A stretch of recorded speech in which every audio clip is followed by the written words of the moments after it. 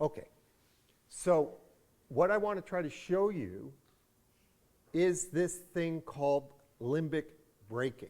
Why the limbic brakes stop you. When the limbic brakes kick in, it's very hard to push the kid past that point. So what the IQ test is really telling me is, for some reason that I have to figure out, this kid's limbic brakes are kicking in too early. Why? Okay, so I want to show you this with a little exercise. Okay. Okay, so don't look. So what I need you to do is put your hand up the second you feel you know the answer.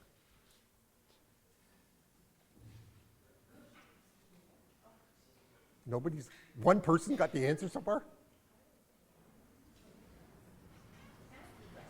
Yep.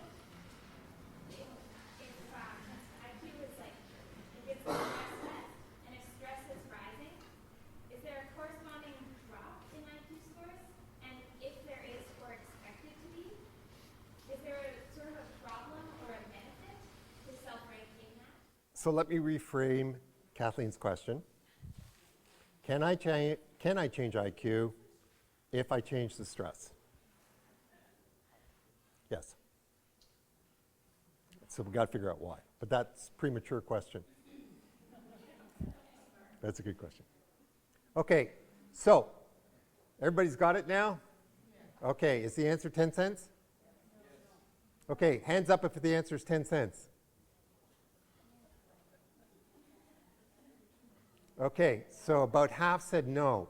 Okay, half said no. What's the right answer? 5 cents. How many think it's 5 cents? Okay, so I don't want to talk to the 5 centers. I want to talk to the 10 centers. So 10 cents is wrong. The answer is 5 cents. Now, you were given a cue. You were given a cue not to answer 10 cents. Because if the answer was 10 cents, I wouldn't have put it on the screen.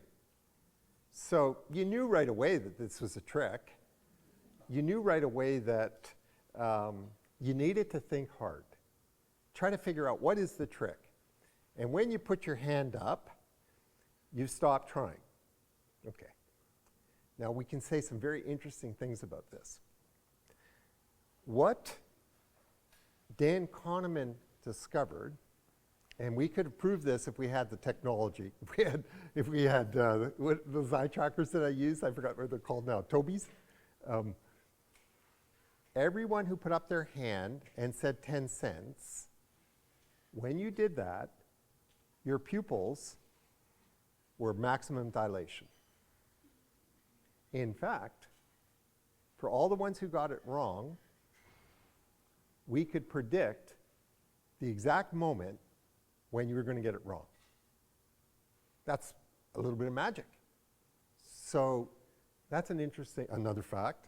So how come we can do that? How come we can predict? I can give you another one.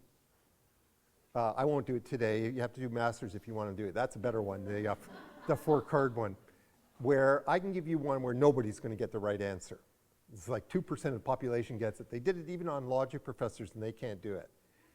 And it's a really weird one because when we present the problem, I'll just tell you this carefully. When we present this particular problem with letters and numbers, two letters, 2 numbers, nobody can solve it. When we give you the same, so they did this with university students, 2 letters, 2 numbers, nobody can get it. They gave them the same question, 2 beers, 2 kinds of beer mug. Everybody gets it. And that is a result that has been shown over and over. You can do it with postage stamps. So there's something about numbers and letters that is a cognitive stress. There's something about this ball and bat that is a cognitive stress. It's just the way our minds work that we find this a stressing problem. And what is a cognitive stress is one of our big issues, right? That's a hard question, and we try to figure it out carefully. What's interesting about pupil dilation is when your pupils reach maximum dilation, that's your stress limit. And then something real weird happens. So what happens is when you've reached that peak, Susan, can I have the inverted V? When you reach that peak, one of two things can happen.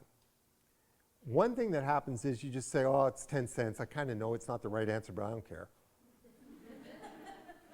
Or you didn't actually reach that peak. You know, you're doing it. So you were a 5-center, right? No, her. Okay. So I got a question for you. Okay, so she was one of the, I just remember she said 5 cents. I heard her say it. Okay, so do you do crossword puzzles? I do. There you go. So it turns out that the 5 centers, the ones who got the right answer, don't actually find this that stressful. And they don't find, she's shaking her head. She didn't, no, that was easy. But there's been practice behind it. And what the practice, and there can be different kinds of practice, right? So it could be that, I don't know, you do, word puzzles is a good one, spelling is a good one. You're probably a good speller too. You're probably just annoying. And so what happens is that your prior experience, the kinds of things you do, will change where that peak is. And Brenda's going to do some slides for us at some point where we can visually demonstrate the variation in peaks. So if you've got, let's say, a real high peak, then you can go on, and I could give, what's your name? Jen. So I could give Jen 20 of these, and it'd be fun, actually, to see what point, how far we can push her before her pupils dilate. She has that point. We all have that point where our pupils will dilate. I don't give a shit, whatever. But some kids, because of the things they do, let's just leave it at that for a second, they have a real high peak. They can go on, and so their limbic brakes don't kick in until the 130 IQ point. Okay? Some kids stop at the 90 IQ point. So why that pupil dilation? That's a puzzling question. That's a good one for us. Why can I predict when you're going to stop? I can predict it with this stupid thing. I can predict it with the kids in my study. And we actually did it. Jim and I did this, seeing how closely can I get to predicting when he's going to quit or when she's going to quit. And it's unbelievable, just by looking at their pupils. When I get that maximum dilation, I know that nothing that Pam can do is going to push him. No, he's done. Why? Why would pupil dilation be that kind of an indicator? That's an interesting question, isn't it? Do you want to take a shot? No. Anybody want to take a shot? Okay, 2 secs. Anybody want to take a shot other than Brenda? Yep. Good enough. Yeah, good enough. So no, it's a good answer. So guess what? I can correlate pupil dilation with heart rate. I can give you the same result. I don't need to look at the pupils. I can just hook them up to a heart monitor. I can do it. You want to add? Sweat. I was just going to say it. I can do it by monitoring the sweat on your skin. So what Porges showed is that all of these systems that Brenda and I were just talking about, what Porges showed is all of these indicators have a common root. They have this common function. So this is the heart of Steve's theory. They have this common function. Spend energy, recover. spend energy to deal with a threat, to deal with a stupid problem.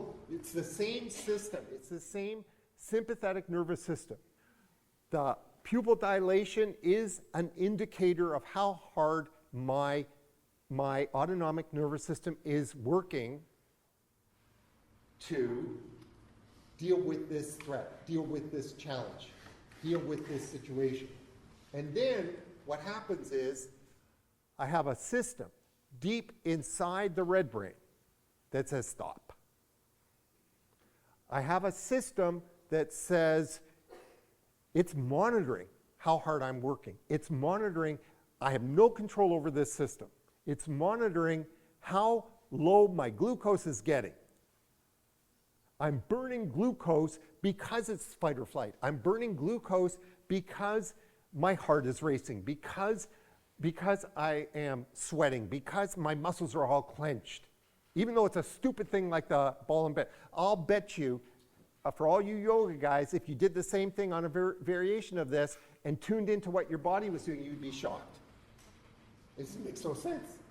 Why are my shoulders hunched? Why are my shoulders so stressed on something silly like this? But that's the way we work. Okay. So I don't know who asked me about polyvagal, but that's what Steve showed. So what Steve showed is that this system, this monitoring system, which is in the hypothalamus, our master control system, what it's doing is it's monitoring how much glucose you are burning on this.